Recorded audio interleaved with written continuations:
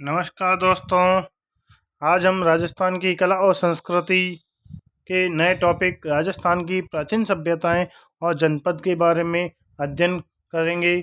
सबसे पहले, अगर आप इस चैनल पर नए हैं तो इस चैनल को सब्सक्राइब करें, लाइक ज़रूर करें। इस चैनल पर कमेंट करके बताएं कि आपको ये वीडियो कैसा लगा और इसको ज़रूरतमंद दोस्तों के साथ ज़्यादा से ज़्यादा शेयर करें। यह जो राजस्थान जी के हैं, ये राजस्थान के सभी कंपटीशन एग्ज़ाम के लिए बहुत फ़ायदेमंद रहने वाले हैं। तो हम राजस्थान की प्राचीन सभ्यता और जनपद टॉपिक शुरू करते हैं। सबसे पहला प्रश्न है प्राचीन सभ्यता एवं जनपद का। पहला क्वेश्चन है, राजस्थान में पुरातात्विक सर्वेक्षण कार्य सर्वप्रथम 1871 ईस्वी में प्रारंभ करने का श्रेय किसे दिया जाता है? तो ध्यान रखना, राजस्थान में पुरातात्विक सर्वेक्षण कार्य सर्वप्रथम 1871 के अंदर प्रारंभ करने का श्रेय A.C.L. कार्लाइल को दिया जाता है। A.C.L. कार्लाइल को दिया जाता है। A.C.L. कार्लाइल को दिया जाता है। भारतीय पुरातत्व सर्वेक्षण विभाग की स्थापना, ध्यान रखना, भारतीय पुरातात्विक सर्वेक्षण विभाग की स्थापना अलेक्जेंडर कनिंघम के द्वारा की गई थी। और कब की गई थी? 1861 के अंदर की गई थी। तो ध्यान रखना, A.C.L. कार्लाइल का पूरा नाम है अलेक्जेंडर कनिंघम। इनके निर्देशन में 1861 में भारतीय पुरातत्व सर्वेक्षण विभाग की स्थापना की गई थी। राजस्थान में पुरातात्विक सर्वेक्षण कार्य सबसे पहले 1871 में प्रारंभ करने का श्रेय A.C.L. कार्लाइल को दिया जाता है। तो A.C.L. कार्लाइल को दिया जाता है। उन्होंने दौसा क्षेत्र से कठोर पाषाण और मानव अस्थियों की प्राप्ति की सूचना दी थी। तो ध्यान रखना, A.C.L. कार्लाइल ने क्या किया था? दौसा क्षेत्र के अंदर कठोर पाषाण और मानव अस्थियों की प्राप्ति की सूचना दी थी। 1902 ईस्वी में जॉन मार्शल के द्वारा इसका पुनर्गठन किया गया था। 1902 में जॉन मार्शल के द्वारा इसका पुनर्गठन किया गया था। Next question, A survey of ancient sites along the lost Saraswati river, यह किसका कार्य था? तो ये पुस्तक का नाम है a survey work of ancient sites along the lost Saraswati river. इसका कार्य किसके द्वारा किया गया था? तो ध्यान रखना, इसका आंसर होगा ओरेल स्टेन। ओरेल स्टेन के द्वारा इसके ऊपर कार्य किया गया था। तो ध्यान रखना, सरस्वती और ध्वस्तवती नदी घाटियाँ आर्यों की प्राचीन बस्तियों की शरण स्थली रही हैं। ओरेल स्टेन गग्गर को वैदिक कालीन प्रसिद्ध नदी सरस्वती मानकर ही सर्वेक्षण की उत्कंठा से आए थे। वे ओलधम के मत, जानना, एक व्यक्ति का नाम है ओलधम। वे ओलधम के मत व कार्य है कि वह प्रसिद्ध नदी रेगिस्तान में खो गई थी। यानी इन्होंने बताया था कि ये प्रसिद्ध नदी जो रेगिस्तान में खो गई थी, इस पर खोज करके प्रकाश डालना चाहते थे। उन्होंने अपने सर्वेक्षण कार्य को अप्रैल 1942 में दी जियोग्राफिकल जर्नल में शीर्षक भी a survey work of ancient sites along the lost Saraswati river रखा था। ओरेल स्टेन के इन प्रयासों से गगस को सरस्वती का वर्तमान रूप मानने में लोकप्रियता भी काफ़ी मिली है। नेक्स्ट क्वेश्चन, मत्स्य जनपद की राजधानी कौन सी थी? मत्स्य जनपद की राजधानी अपने को बतानी है। तो ध्यान रखना, मत्स्य जनपद की राजधानी है विराटनगर। प्राचीन मत्स्य जनपद की राजधानी विराटनगर, जिसको वर्तमान में बेराट के नाम से भी जाना जाता है, ये थी। और इसमें बीजक की पहाड़ी, भीम जी की डोंगरी तथा महादेव जी की डोंगरी आदि स्थानों पर उत्खनन कार्य प्रथम बार दयाराम साहनी के द्वारा 1936-1937 में किया गया था तथा 1962-63 में पुनः पुरातत्वविद नील रतन बनर्जी और कैलाश नाथ दीक्षित के द्वारा किया गया था। यह सभ्यता बाणगंगा नदी के मुहाने पर स्थित है। नेक्स्ट क्वेश्चन, बेराट प्राचीन काल में किसकी राजधानी थी? बेराट सभ्यता है, बेराट प्राचीन काल में किसकी राजधानी थी? यह अपन ने पिछले क्वेश्चन के अंदर देखा था, यह मत्स्य जनपद की राजधानी थी। नेक्स्ट क्वेश्चन है, बीजक की पहाड़ी कहाँ स्थित है? बीजक की पहाड़ी, ये भी अपन ने पिछले क्वेश्चन की व्याख्या में देखा था। बीजक की पहाड़ी यह विराटनगर में स्थित है। सुमेलित कहना है कालीबंगा की खोज किसने की थी? उत्खननकर्ता कौन है? इसके बारे में इसकी खोज मतलब अपने को पता लगाना है कि कौन सा सुमेलित नहीं है। तो ध्यान रखना, कालीबंगा की खोज अमलानंद घोष ने की थी, एकदम सही है।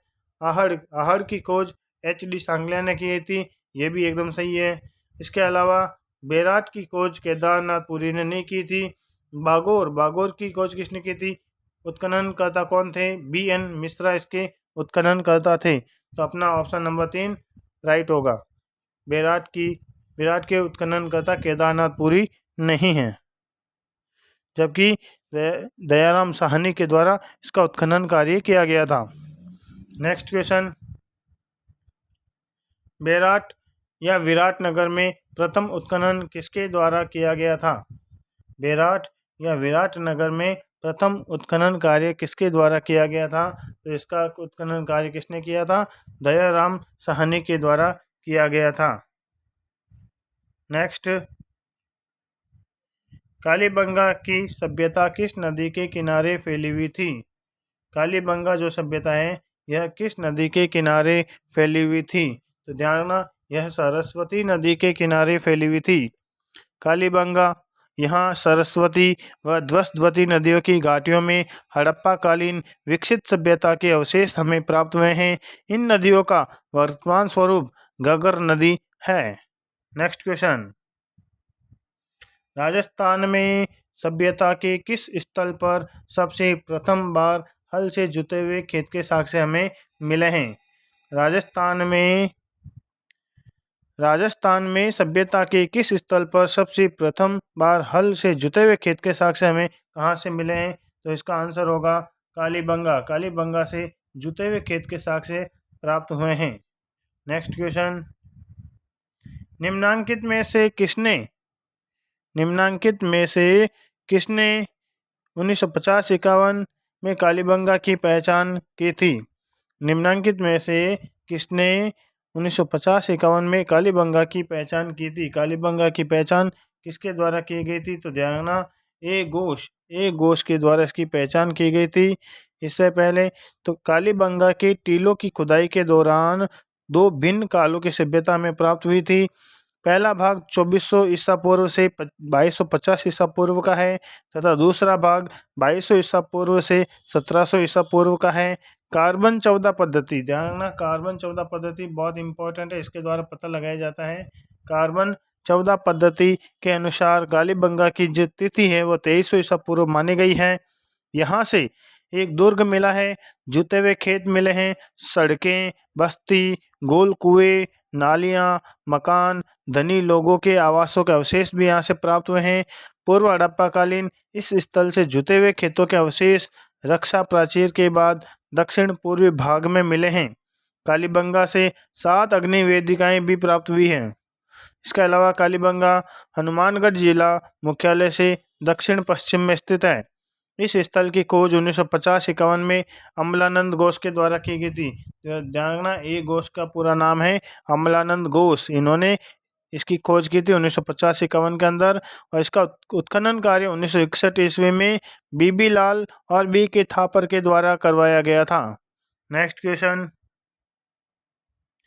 निम्नांकित में से किस इतिहासवेता ने कालीबंगा को सिंधु घाटी साम्राज्य की तृतीय राजधानी भी कहा है? तो तृतीय राजधानी इसको किसने कहा है?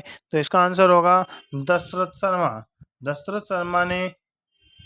शर्मा ने कालीबंगा को सिंधु घाटी साम्राज्य की तृतीय राजधानी कहा है।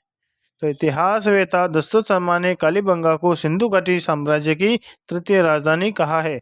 नेक्स्ट क्वेश्चन है, ताम्र नगरी सभ्यता किसे कहते हैं? यानी ताम्र नगरी सभ्यता कहलाती है। तो ध्यान रखना, आहड़ सभ्यता को ताम्र नगरी सभ्यता भी कहा जाता है। तो ध्यान रखना, यहाँ ताम्र उपकरण मिले हैं। इसको ताम्र नगरी सभ्यता क्यों कहते हैं? क्योंकि यहाँ ताम्र उपकरण मिले हैं, बर्तन, काले और लाल रंग के मृद भांड आदि प्राप्त हुए हैं। तांबे के उपकरणों की प्रचुरता के कारण इसे प्राचीन काल में ताम्र नगरी कहा जाता था। आहड़ के विशिष्ट आकृति के बर्तनों को ब्लैक एंड रेड वेयर भी कहा जाता है। याद रखने वाली चीज है, आहड़ के विशिष्ट आकृति के बर्तनों को ब्लैक एंड रेड वेयर भी कहा जाता है। नेक्स्ट क्वेश्चन, निम्न में से किस स्थल को ताम्रवती नगरी के नाम से जाना जाता है? क्वेश्चन रिपीट हो चुका है, ये क्वेश्चन रिपीट हो गया है। आहड़ इसका आंसर होगा। नेक्स्ट क्वेश्चन है, आहड़ का प्राचीन नाम क्या था? आहड़ को किस नाम से जाना जाता था? तो ध्यान रखना है, क्वेश्चन सेम टू सेम आते हैं लेकिन थोड़ा सा चेंज होके आते हैं। तो आहड़ का प्राचीन नाम क्या है? आहड़ को ताम्रवती नगरी भी कहा जाता है। प्राचीन शिलालेखों में आहड़ का पुराना नाम ताम्रवती अंकित है। 10वीं और 11वीं शताब्दी में इसे आगाटपुर अथवा आगट दुर्ग के नाम से भी जाना जाता था। इसे धूलकोट के नाम से भी जाना जाता है। तो ध्यान रखना, ताम्रवती नगरी यानी आहड़ को और भी कई नामों से जाना जाता है। Next question, professor H.D. Sankalia के निर्देशन में जिस सभ्यता स्थल का उत्खनन हुआ था वह कौन सी है? Professor H.D. सांकलिया के निर्देशन में किसका उत्खनन किया गया था? तो ध्यान रखना, इसका आंसर होगा आहड़ सभ्यता की उत्खनन कार्य किया था। इस स्थल की खोज सबसे पहले 1953 में अक्षय कीर्ति व्यास के द्वारा की गई थी। तो ध्यान रखना, A.K. व्यास 1953 में इसकी खोज की गई थी। इसके बाद रतन चंद अग्रवाल ने 1954 ईस्वी में भी इसकी खोज की थी। 1961-62 में हंसमुख धीरजलाल सांकलिया, ध्यान रखना, H.D. सांकलिया का पूरा नाम है हंसमुख धीरजलाल सांकलिया के नेतृत्व में इस स्थल का उत्खनन करवाया गया था। आहड़ का संपूर्ण कालक्रम 2 कालखंडों में बांटा जा सकता है। पहला कालखंड ताम्रयुगीन और दूसरा कालखंड लौहयुगीन सभ्यता का द्योतक माना जाता है। नेक्स्ट क्वेश्चन, आहड़ सभ्यता किस नदी पर स्थित है? आहड़ सभ्यता किस नदी पर स्थित है? तो ध्यान रखना, ये सभ्यता बनास नदी के ऊपर स्थित है। तो आहड़ सभ्यता है ये उदयपुर से 3 किलोमीटर दूर बनास नदी के पास धूलकोट, ध्यान नाम याद रखना है, धूलकोट के नीचे आहड़ का पुराना कस्बा दबा हुआ है, जहां से ताम्रयुगीन सभ्यता प्राप्त हुई है। नेक्स्ट क्वेश्चन, आहड़ के विषय में निम्न कथनों में से कौन सा कथन असत्य है? यह हमें बताना है। आहड़ के विषय में निम्न कथनों में से कौन सा कथन असत्य है, यह हमें बताना है। तो ध्यान रखना, आहड़ के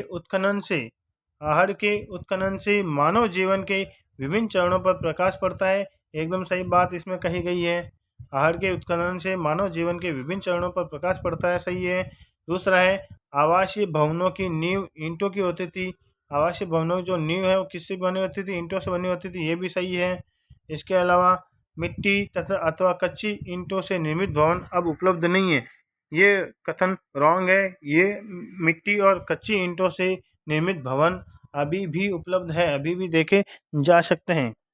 नेक्स्ट है, आहड़ वासी दीवारों और नींवों को मजबूत एवं सौंदर्य युक्त बनाने के लिए मिट्टी में क्वार्ज के टुकड़े और चिप्स के सम्मिश्रण का प्रयोग करते थे, ये भी एकदम सही बात है। तो अपना ऑप्शन तीसरा हो जाएगा, यह असत्य कथन है। नेक्स्ट क्वेश्चन है, गणेश्वर सभ्यता के अवशेष चिन्ह कहाँ उपस्थित हैं? गणेश्वर सभ्यता के अवशेष चिन्ह कहाँ उपस्थित है, यह हमें बताना है। तो ध्यान रखना, गणेश्वर सभ्यता यह सीकर जिले के अंदर है। गणेश्वर प्राक हड़प्पाकालीन एवं ताम्रयुगीन यह स्थल सीकर जिले के नीम का थाना तहसील, याद रखना है, नीम का थाना तहसील और कौन सी नदी पर स्थित है? कांतली नदी के उद्गम पर स्थित है। और इसका उत्खनन 1977 में किसके द्वारा किया गया था? नाम याद रखना है उनका, रतन चंद्र अग्रवाल, जिसको RC अग्रवाल के नाम से जाना जाता है। RC अग्रवाल शॉर्ट फॉर्म है, रतन चंद्र अग्रवाल। और 1978-79 में विजय कुमार ने करवाया था। ताम्रयुगीन संस्कृतियों में सबसे प्राचीन, लगभग 2800 वर्ष ईसा पूर्व प्राचीन यह स्थल है। ताम्रयुगीन सभ्यताओं की जननी भी इसे कहा जाता है। तो ध्यान रखना, गणेश्वर सभ्यता को ताम्रयुगीन सभ्यताओं की जननी कहा जाता है। और यहाँ जून 2006 में खुदाई के दौरान ढेर सारी ताम्र वस्तुएं भी मिली हैं। नेक्स्ट क्वेश्चन, बेराट में किस सभ्यता के अवशेष प्राप्त हुए हैं? बेराट में किस सभ्यता के अवशेष हमें प्राप्त हुए हैं? तो ध्यान रखना, इसका आंसर होगा मौर्यकालीन सभ्यता के अवशेष हमें बेराट से प्राप्त हुए हैं। बेराट सिंधु घाटी सभ्यता की प्राग ऐतिहासिक काल के समकालीन इस स्थल में मौर्यकालीन, अशोक के शिलालेख और मध्यकालीन अवशेष भी प्राप्त हुए हैं। इसके उत्खनन में 36 मुद्राएं मिली है। मोस्ट इंपॉर्टेंट चीज है, कितनी मुद्राएं मिली है? 36 मुद्राएं मिली हैं, जिसमें से 8 चांदी की पंचमार्क मुद्राएं हैं और 28 इंडो ग्रीक है, जिसमें से 16 मुद्राएं राजा मिनंडर की मुद्राएं इसमें शामिल है। नेक्स्ट क्वेश्चन, बीजक की पहाड़ी कौन सी सभ्यता से संबंधित है? तो ध्यान रखना, बीजक की पहाड़ी है वो किस सभ्यता से संबंधित है? ये बेराट सभ्यता से ये संबंधित है। बेराट सभ्यता स्थित बीजक पहाड़ी पर 1837 में कैप्टन बर्ट के द्वारा यहाँ भाम्ब्रू शिलालेख की खोज की गई। याद रखना है, कौन सा शिलालेख है? भाम्ब्रू शिलालेख की खोज की गई थी, जिसके नीचे ब्राह्मी लिपि में बुद्ध धम्म शंग 3 शब्द लिखे हुए हैं। किस लिपि में लिखे गए हैं? ब्राह्मी लिपि में लिखे गए हैं, जिसे वर्तमान में कोलकाता संग्रहालय में रखा गया है।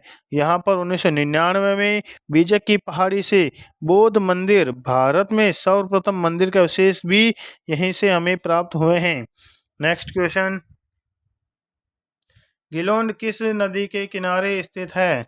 गिलोंड किस नदी के किनारे स्थित है? तो ध्यान रखना है, यह बनास नदी के किनारे स्थित है। गिलोंड जो कि राजसमंद जिले में है, बनास नदी की तट से कुछ दूरी पर स्थित नवपाषाणकालीन पुरातात्विक स्थल गिलोंड में पुरातात्विक टीले का उत्खनन कार्य किसने किया था? बी लाल के द्वारा 1957-58 में करवाया गया था। यह स्थल आहड़ सभ्यता स्थल से लगभग 30 किलोमीटर की दूरी पर स्थित है। और यहाँ भी आहड़ युगीन सभ्यता का प्रसार बहुत हुआ था। यहाँ चूने के प्लास्टर मिले हैं, कच्ची दीवारों का प्रयोग भी होता था। यहाँ चूने के प्लास्टर मिले हैं, कच्ची दीवारों का प्रयोग होता था। गिलोंड में काले और लाल रंग के मृदबान भी मिले हैं।